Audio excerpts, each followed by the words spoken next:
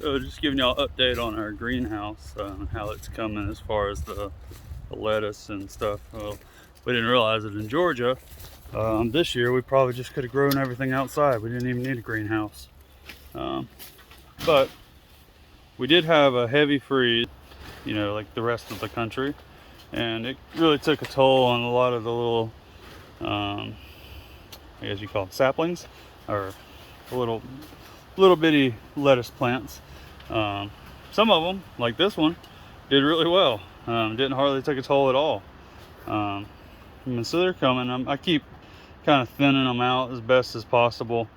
You know, I like to wait until they get like this size to thin out, which this one I've thinned out a bunch of this. You know, we'll be ready to start picking on that. So it's going pretty well.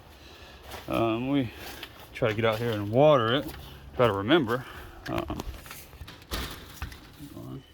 There we go. All right, and then also I'll give you a little update on the pigs, our meat pigs, and our rabbits. We've let's see, back in like mid-December, we put our male rabbit with the females, and evidently he didn't get the job done.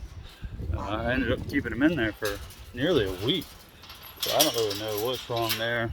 We might end up having to take him to the freezer and get a new buck, because I don't think it's both the females. Not really sure if they are. I just put them back together. Come on, focus. There we go. Just put them back together as of like about 3 days ago. See the buck, one of these two. They're tattooed on the ear to tell the difference. Hopefully, I'm gonna give him another try. If he gets it this time, then he'll be saved. But if he doesn't, it's gonna be a problem. And here's the girls, our pork. Hey, girls. Yeah, they're a lot bigger than you last saw them.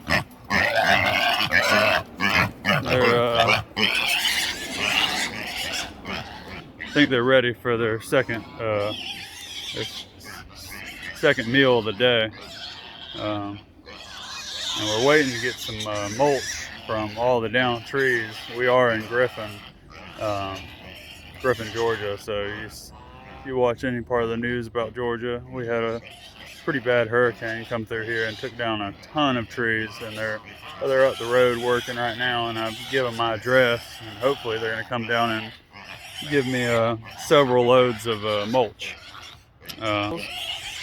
We just ordered about 50 more egg layers to grow out through this year. You know, these are getting to be about 2 or 3 years old. Most of them are 3 years old. So I'm gonna cycle them out, get some new ones. There's old Tom. Hey, Tom. Hey, Tom.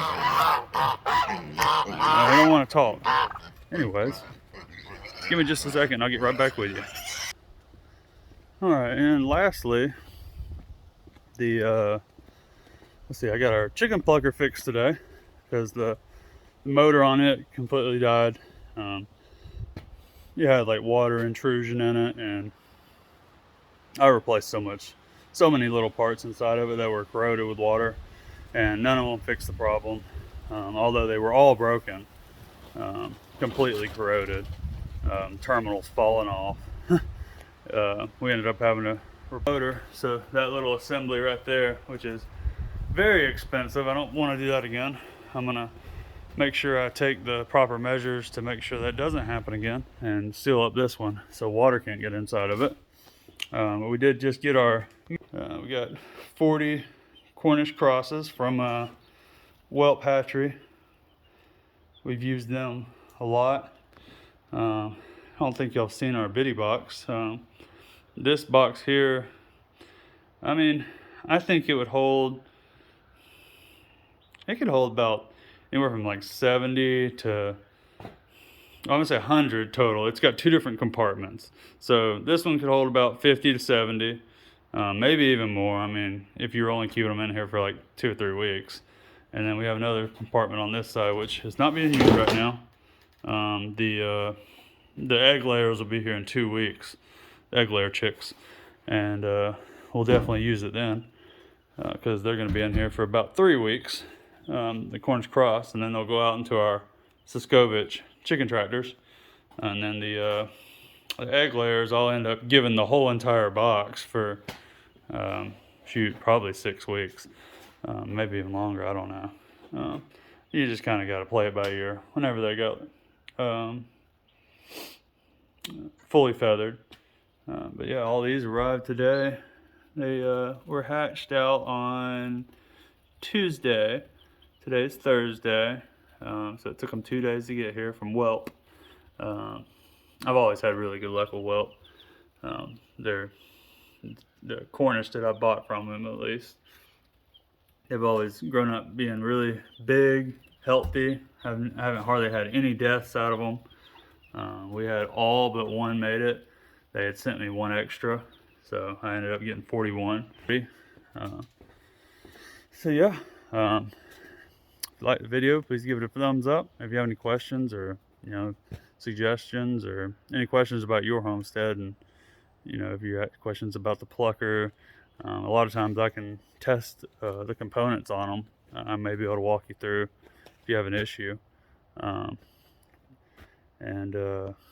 Yeah, so appreciate y'all. Have a good one.